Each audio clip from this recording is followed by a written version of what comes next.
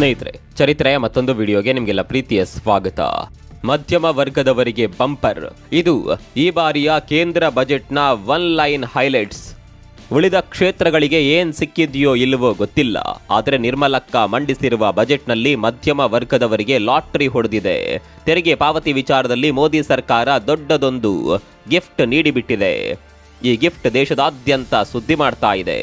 ಉಳಿದೆಲ್ಲ ಯೋಜನೆಗಳು ಈ ಘೋಷಣೆಯ ಮುಂದೆ ಸೈಲೆಂಟ್ ಆಗಿವೆ. ಈ ಬಾರಿಯ ಬಜೆಟ್ನಲ್ಲಿ ಟ್ಯಾಕ್ಸ್ ಸ್ಲ್ಯಾಬ್ನಲ್ಲಿ ದೊಡ್ಡ ಬದಲಾವಣೆಯನ್ನ ಮಾಡಿದ್ದು, ಅದರ ಲಾಭವನ್ನ ನೇರವಾಗಿ ಮಧ್ಯಮ ವರ್ಗಗಳಿಗೆ ನೀಡಲಾಗಿದೆ.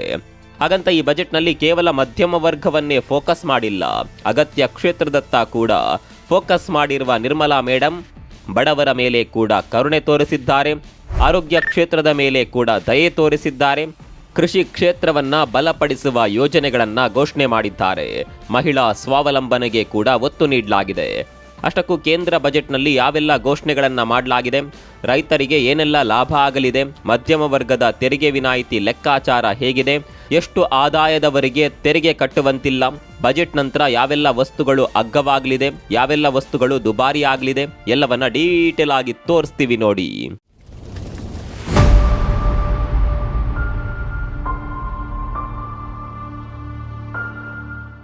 ಈ ಬಾರಿಯ ಕೇಂದ್ರ ಬಜೆಟ್ನ ಸೆಂಟರ್ ಆಫ್ ಅಟ್ರಾಕ್ಷನ್ ಅಂದ್ರೆ ಅದು ಆದಾಯ ತೆರಿಗೆಯಲ್ಲಿ 12 ಲಕ್ಷದವರೆಗೆ ವಿನಾಯಿತಿ.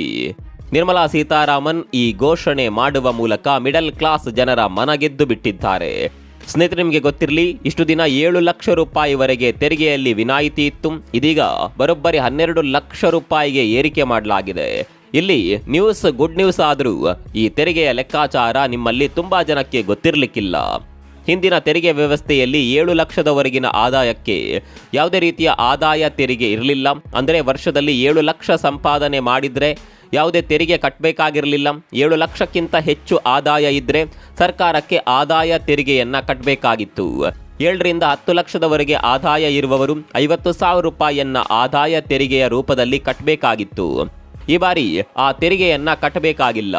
ಇನ್ನು ಕಳೆದ ವರ್ಷ 12 ಲಕ್ಷ ಆದಾಯ ಇದ್ದವರು ಬರೋಬ್ಬರಿ 80,000 ರೂಪಾಯಿ ತೆರಿಗೆ ಕಟ್ಟಬೇಕಾಗಿತ್ತು.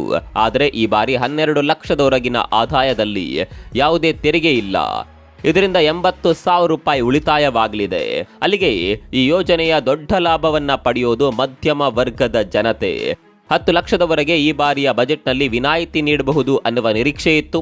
ಆದರೆ 12 ಲಕ್ಷದವರೆಗೆ ತೆರಿಗೆ ವಿನಾಯಿತಿ ನೀಡ್ತಾರೆ ಅಂತ ಯಾರೂ ಕೂಡ ನಿರೀಕ್ಷೆ ಮಾಡಿರಲಿಲ್ಲ. ಇದೇ ಕಾರಣಕ್ಕನ್ಸುತ್ತೆ ಈ ಘೋಷಣೆ ಮಧ್ಯಮ ವರ್ಗದ ಜನರಲ್ಲಿ ಇನ್ನಿಲ್ಲದ ಹರ್ಷ ಮೂಡಿಸಿದೆ. ಇನ್ನು ಈ ಘೋಷಣೆಯಿಂದ ದೇಶದ ಆರ್ಥಿಕತೆ ಮತ್ತಷ್ಟು ಬಲಗೊಳ್ಳುವ ಸಾಧ್ಯತೆ ಇದೆ. ಹೇಗೆ ಅಂತ ನೀವು ಕೇಳಬಹುದು. ಇಲ್ಲಿವರೆಗೆ ಟ್ಯಾಕ್ಸ್ ಕಟ್ಟುತ್ತಿದ್ದ ಹಣ ಜನರ ಕೈಯಲ್ಲೇ ಉಳಿಯುತ್ತೆ. ಟ್ಯಾಕ್ಸ್ ಕಟ್ಟೋದಕ್ಕಿಲ್ಲ ಅಂತ ಜನ ಆ ಹಣವನ್ನ ಕೈಯಲ್ಲಂತೂ ಇಟ್ಕೊಳ್ಳೋದಿಲ್ಲ. ಒಂದ ಖರ್ಚು ಮಾಡ್ತಾರೆ ಅಥವಾ ಹೂಡಿಕೆ ಮಾಡ್ತಾರೆ. ಅಲ್ಲಿಗೆ ಹಣದ ಚಲಾವಣೆ ಹೆಚ್ಚಾಗುತ್ತೆ. ಇದು ನಮ್ಮ ದೇಶದ ಆರ್ಥಿಕತೆಗೆ ಮತ್ತಷ್ಟು ಬೂಸ್ಟ್ ನೀಡುತ್ತೆ ಅನ್ನೋದು ಆರ್ಥಿಕ ತಜ್ಞರ ಲೆಕ್ಕಾಚಾರ. ಇನ್ನು ಈ ಬಾರಿಯ ಬಜೆಟ್ನಲ್ಲಿ ಇನ್ನೂ ಹಲವು ಘೋಷಣೆಗಳು ಗಮನ ಸೆಳೆದಿವೆ. ಅದರಲ್ಲೂ ಔಷಧಿಗಳ ಮೇಲಿನ ತೆರಿಗೆ ಕಡಿತ ಬಡಜನರಿಗೆ ಆಶಾಕಿರಣದ ರೂಪದಲ್ಲಿ ಬಂದಿದೆ. ಕ್ಯಾನ್ಸರ್ ಮತ್ತು ಅಪರೂಪದ ಕಾಯಿಲೆಗಳಿಂದ ಬಳಲುತ್ತಿರುವ ರೋಗಿಗಳಿಗೆ ನೆರವು ನೀಡಲು 36 ಜೀವರಕ್ಷಕ ಔಷಧಿಗಳ ಮೇಲಿನ ಕಸ್ಟಮ್ಸ್ ತೆರಿಗೆಯನ್ನ ಸಂಪೂರ್ಣವಾಗಿ ರದ್ದುಗೊಳಿಸುವುದಾಗಿ ನಿರ್ಮಲಾ ಸೀತಾರಾಮನ್ ಘೋಷಣೆ ಮಾಡಿದ್ದಾರೆ. ಇದರಿಂದ ಗಂಭೀರ ಕಾಯಿಲೆಗಳಿಗೆ ತುತ್ತಾಗಿರುವ ರೋಗಿಗಳಿಗೆ ದೊಡ್ಡ ಮಟ್ಟದ ನೆರವು ಸಿಗಲಿದೆ. ಔಷಧಿಗಳ ಬೆಲೆ ಇಳಿಕೆಯಾಗಲಿದೆ. ಇನ್ನು ಕ್ಯಾನ್ಸರ್ ಆಸ್ಪತ್ರೆಯಲ್ಲಿ ಡೇ ಕೇರ್ ಆರಂಭಿಸುವುದಾಗಿ ಆರ್ಥಿಕ ಸಚಿವೆ ಹೇಳಿದ್ದಾರೆ. ಪ್ರತಿದಿನ ರೋಗಿಗಳು ಡೇ ಕೇರ್ಗೆ ಬಂದು ಚಿಕಿತ್ಸೆ ಪಡೆದು ಸಂಜೆ ವೇಳೆಗೆ ಮನೆಗೆ ಹೋಗುವ ಅವಕಾಶ ಕಲ್ಪಿಸಲಾಗುತ್ತೆ. ಇದರಿಂದ ವೇಗವಾಗಿ ಚೇತರಿಸಿಕೊಳ್ಳಲು ಮತ್ತು ಸಮಯ ಹಾಗೂ ಹಣ ಉಳಿಸಲು ಸಹಾಯವಾಗಲಿದೆ. ದೇಶದ ಎಲ್ಲಾ ಜಿಲ್ಲಾ ಕೇಂದ್ರಗಳಲ್ಲೂ ಕೂಡ ಈ ಡೇ ಕೇರ್ ಸ್ಥಾಪನೆಯಾಗಲಿದೆ. ಇದರಿಂದ ಕ್ಯಾನ್ಸರ್ ರೋಗಿಗಳಿಗೆ ದೊಡ್ಡ ನಗರಗಳಿಗೆ ಚಿಕಿತ್ಸೆಗಾಗಿ ಅಲೆದಾಡುವುದು ತಪ್ಪುತ್ತೆ. ಜಿಲ್ಲಾ ಕೇಂದ್ರದಲ್ಲಿಯೇ ಸೂಕ್ತ ಚಿಕಿತ್ಸೆ ಸಿಗುತ್ತೆ. ಇನ್ನು ಬಜೆಟ್ನಲ್ಲಿ ಗಮನ ಸೆಳೆದಿರುವ ಮತ್ತೊಂದು ಕ್ಷೇತ್ರ ಅಂದರೆ ಅದು ಕೃಷಿ ಕ್ಷೇತ್ರ. ರೈತನನ್ನ ದೇಶದ ಬೆನ್ನೆಲುಬು ಅಂತ ಕರೀತಾರೆ. ಆದರೆ ಕಳೆದ ಕೆಲವು ವರ್ಷಗಳಿಂದ ರೈತರು ಅನುಭವಿಸುತ್ತಿರುವ ಪಾಡು ಏನು ಅನ್ನೋದು ಎಲ್ರಿಗೂ ಗೊತ್ತಿದೆ. ಹೀಗಾಗಿ ಅನ್ನದಾತರಿಗೆ ನೆರವಾಗುವ ನಿಟ್ಟಿನಲ್ಲಿ ಕೂಡ ಯೋಜನೆಗಳನ್ನ ಘೋಷಣೆ ಮಾಡಲಾಗಿದೆ. ಕೃಷಿ ಕ್ಷೇತ್ರದಲ್ಲಿ ರೈತರಿಗೆ ಲಾಭ ಆಗುವಂತೆ ಕಿಸಾನ್ ಕ್ರೆಡಿಟ್ ಕಾರ್ಡ್ನ ಮಿತಿಯನ್ನ ಏರಿಕೆ ಮಾಡಲಾಗಿದೆ. ಸಾಲದ ಮಿತಿಯನ್ನ 3 ಲಕ್ಷ ರೂಪಾಯಿಯಿಂದ 5 ಲಕ್ಷಕ್ಕೆ ಹೆಚ್ಚಳ ಮಾಡಲಾಗಿದೆ. ಇನ್ನು PM ಧನಧಾನ್ಯ ಕೃಷಿ ಯೋಜನೆ ಕೂಡ ಘೋಷಣೆಯಾಗಿದೆ. ಇದರಿಂದ 1.7 ಕೋಟಿ ರೈತರಿಗೆ ಲಾಭ ಸಿಗಲಿದೆ. ಈ ಯೋಜನೆಯಿಂದ ಪಂಚಾಯತ್ ಮಟ್ಟದಲ್ಲೇ ರೈತರ ಧಾನ್ಯ ಸಂಗ್ರಹಣೆಗೆ ಆದ್ಯತೆ ಸಿಗಲಿದೆ. ಇನ್ನು ಹೆಚ್ಚಿನ ಇಳುವರಿಯ ಬೀಜಗಳಿಗಾಗಿ ರಾಷ್ಟ್ರೀಯ ಮಿಷನ್ ಆರಂಭಿಸುವುದಾಗಿ ನಿರ್ಮಲಾ ಸೀತಾರಾಮನ್ ತಮ್ಮ ಬಜೆಟ್ನಲ್ಲಿ ಘೋಷಣೆ ಮಾಡಿದ್ದಾರೆ. ಇನ್ನು ದೇಶದ ಭವಿಷ್ಯವನ್ನ ನಿರ್ಧಾರ ಮಾಡುವ ಸ್ಟಾರ್ಟ್ಅಪ್ ಯೋಜನೆಗಳಿಗೆ ಕೂಡ ಈ ಬಾರಿಯ ಬಜೆಟ್ನಲ್ಲಿ ಬಲ ನೀಡಲಾಗಿದೆ. ಇದಕ್ಕೆ ಪೂರಕವಾಗಿ ಸಣ್ಣ ಮತ್ತು ಅತಿ ಸಣ್ಣ ಉದ್ಯಮಗಳಿಗೆ ನೀಡಲಾಗುತ್ತಿರುವ ಸಾಲದ ಮಿತಿಯನ್ನ 5 ಕೋಟಿ ರೂಪಾಯಿಯಿಂದ 10 ಕೋಟಿ ರೂಪಾಯಿವರೆಗೂ ಏರಿಕೆ ಮಾಡಲಾಗಿದೆ. ಇದರೊಂದಿಗೆ ಸ್ಟಾರ್ಟ್ಅಪ್ಗಳಿಗೆ ಸಹ 10 ಕೋಟಿ ರೂಪಾಯಿವರೆಗೆ ಸಾಲ ನೀಡಲಾಗುತ್ತೆ.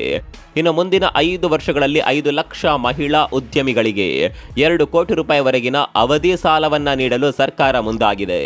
ಈ ಯೋಜನೆಯು SC/ST ಹಾಗೂ ಮಹಿಳಾ ಉದ್ಯಮಿಗಳು ಹೊಸ ವ್ಯವಹಾರಗಳನ್ನು ಪ್ರಾರಂಭಿಸಲು ಸಾಲ ಸೌಲಭ್ಯ, ಸಬ್ಸಿಡಿಗಳು ಮತ್ತು ಮಾರ್ಕೆಟಿಂಗ್ ನೆರವು ಸೇರಿದಂತೆ ವಿವಿಧ ಪ್ರಯೋಜನಗಳನ್ನು ನೀಡಲಿದೆ ಅಂತ ನಿರ್ಮಲಾ ಸೀತಾರಾಮನ್ ಹೇಳಿದ್ದಾರೆ. ಇನ್ನು ಓಲಾ ಮತ್ತು ಸ್ವಿಗ್ಗಿ ಕಾರ್ಮಿಕರ ಆರ್ಥಿಕ ಪರಿಸ್ಥಿತಿಗೆ ಬಲ ತುಂಬುವ ಕೆಲಸವನ್ನ ಈ ಬಾರಿಯ ಬಜೆಟ್ನಲ್ಲಿ ಮಾಡಲಾಗಿದೆ. ಓಲಾ ಮತ್ತು ಸ್ವಿಗ್ಗಿಯಲ್ಲಿ ಕಾರ್ಯನಿರ್ವಹಿಸುವ ಯುವಕರಿಗೆ ಐ ಕಾರ್ಡ್ ಮಾಡಲಾಗುವುದು ಮತ್ತು ಈ ಶ್ರಮ್ ಪೋರ್ಟಲ್ನಲ್ಲಿ ಇವರ ಹೆಸರುಗಳನ್ನು ನೋಂದಾಯಿಸಲಾಗುವುದು. ಈ ಯೋಜನೆಯಲ್ಲಿ 1 ಕೋಟಿ ಗಿಗ್ ವರ್ಕರ್ಸ್ಗೆ ಲಾಭ ಸಿಗಲಿದೆ ಅಂತ ಆರ್ಥಿಕ ಸಚಿವೆ ತಮ್ಮ ಬಜೆಟ್ ಭಾಷಣದಲ್ಲಿ ಹೇಳಿದ್ದಾರೆ. ಇನ್ನು ಶಿಕ್ಷಣ ಕ್ಷೇತ್ರದ ಕುರಿತು ಕೂಡ ಹಲವು ಯೋಜನೆಗಳನ್ನು ಈ ಬಾರಿಯ ಬಜೆಟ್ನಲ್ಲಿ ಘೋಷಣೆ ಮಾಡಲಾಗಿದೆ. ಅದರಲ್ಲಿ ಪ್ರಮುಖವಾಗಿ ದೇಶದ ಎಲ್ಲ ಸರ್ಕಾರಿ ಶಾಲೆಗಳಿಗೆ ಇಂಟರ್ನೆಟ್ ಸೌಲಭ್ಯ ಕಲ್ಪಿಸುವುದಾಗಿ ಬಜೆಟ್ನಲ್ಲಿ ನಿರ್ಮಲಾ ಸೀತಾರಾಮನ್ ಘೋಷಣೆ ಮಾಡಿದ್ದಾರೆ.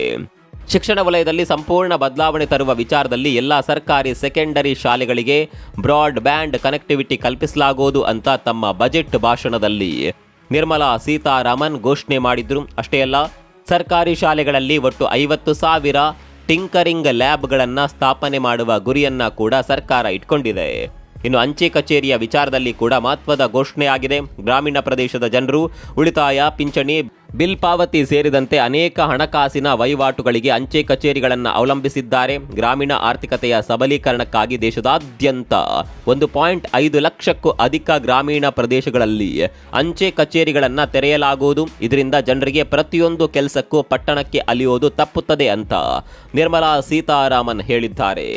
ಇನ್ನು ಆಟಿಕೆಗಳ ಮೇಲೆ ಕೂಡ ಈ ಬಾರಿಯ ಬಜೆಟ್ನಲ್ಲಿ ಒತ್ತು ನೀಡಲಾಗಿದೆ. ಸಾಮಾನ್ಯವಾಗಿ ಭಾರತ ಚೀನಾದ ಆಟಿಕೆಗಳ ಮೇಲೆ ಅವಲಂಬಿತವಾಗಿದೆ. ಚೀನಾದಲ್ಲಿ ಕಡಿಮೆ ಬೆಲೆಗೆ ಸಿಗುವ ಆಟಿಕೆಗಳನ್ನು ತಂದು ಭಾರತದಲ್ಲಿ ಮಾರಾಟ ಮಾಡಲಾಗುತ್ತಿದೆ. ಅದನ್ನು ತಪ್ಪಿಸುವ ಸಲುವಾಗಿ ಮೇಕ್ ಇನ್ ಇಂಡಿಯಾ ಬ್ರ್ಯಾಂಡ್ ಜೊತೆ ಆಟಿಕೆ ತಯಾರಿಕೆಗೆ ಈ ಬಾರಿಯ ಬಜೆಟ್ನಲ್ಲಿ ಒತ್ತು ನೀಡಲಾಗಿದೆ. ಭಾರತವನ್ನ ಜಾಗತಿಕ ಆಟಿಕೆ ಉತ್ಪಾದನಾ ಕೇಂದ್ರವನ್ನಾಗಿ ಮಾಡಲು ಗುರಿಯನ್ನ ಸರ್ಕಾರ ಇಟ್ಕೊಂಡಿದೆ. ಇನ್ನು ಈ ಬಜೆಟ್ನ ನಂತರ ಯಾವೆಲ್ಲ ವಸ್ತುಗಳ ಬೆಲೆ ಇಳಿಕೆಯಾಗಲಿದೆ, ಯಾವೆಲ್ಲ ವಸ್ತುಗಳು ದುಬಾರಿ ಆಗಲಿವೆ ಅನ್ನೋದನ್ನು ನೋಡೋದಾದರೆ ನಾವು ಆರಂಭದಲ್ಲೇ ಹೇಳಿದಂತೆ ಕೆಲವು ಔಷಧಿಗಳ ಬೆಲೆ ಇಳಿಕೆಯಾಗಲಿದೆ. ಮೊಬೈಲ್ ಫೋನ್ ಹಾಗೂ ಟಿವಿ ಬೆಲೆಯಲ್ಲಿ ಇಳಿಕೆಯಾಗಲಿದೆ. ಎಲೆಕ್ಟ್ರಾನಿಕ್ ಕಾರುಗಳ ಬೆಲೆ ಕೂಡ ಅಗ್ಗವಾಗಲಿದೆ. ಚರ್ಮದಿಂದ ಮಾಡಿದ ವಸ್ತುಗಳ ಬೆಲೆ ಕೂಡ ಇಳಿಕೆಯಾಗಲಿದೆ. ಇನ್ನು ಯಾವೆಲ್ಲ ವಸ್ತುಗಳು ದುಬಾರಿ ಆಗಲಿದೆ ಅಂತ ನೋಡೋದಾದರೆ ಬಟ್ಟೆಗಳು ಮತ್ತು ಟೆಕ್ ಉತ್ಪಾದನಾ ವಲಯ ದುಬಾರಿ ಆಗಲಿದೆ. ಹೀಗೆ ಹಲವು ಘೋಷಣೆ ಮಾಡಿರುವ ನಿರ್ಮಲಾ ಸೀತಾರಾಮನ್ ರೈಲ್ವೆ ಸೆಕ್ಟರ್ ಅನ್ನ ಸಂಪೂರ್ಣವಾಗಿ ಮರೆತು ಬಿಟ್ಟಿದ್ದಾರೆ. ಯಾವುದೇ ರೀತಿಯ ಹೊಸ ಘೋಷಣೆಯನ್ನ ಮಾಡದೆ ರೈಲ್ವೆ ಕ್ಷೇತ್ರವನ್ನ ನಿರ್ಲಕ್ಷ್ಯ ಮಾಡಿದ್ದಾರೆ. ಇದರಿಂದಾಗಿ ಷೇರು ಮಾರುಕಟ್ಟೆಯಲ್ಲಿ ರೈಲ್ವೆ ಷೇರುಗಳ ಬೆಲೆ ಭಾರಿ ಕುಸಿತ ಕಂಡಿದೆ. ಅದೇನೇ ಇರಲಿ, ಈ ಬಜೆಟ್ನಿಂದ ಯಾರಿಗೆ ಏನಾಯ್ತೋ ಗೊತ್ತಿಲ್ಲ, ಆದರೆ ಮಧ್ಯಮ ವರ್ಗದವರಿಗೆ ಮಾತ್ರ ಲಾಟ್ರಿ ಹೊಡೆದು ಬಿಟ್ಟಿದೆ. ಈ ಬಜೆಟ್ ಬಗ್ಗೆ ನಿಮ್ಮ ಅಭಿಪ್ರಾಯವೇನು? ಕಾಮೆಂಟ್ ಮಾಡಿ.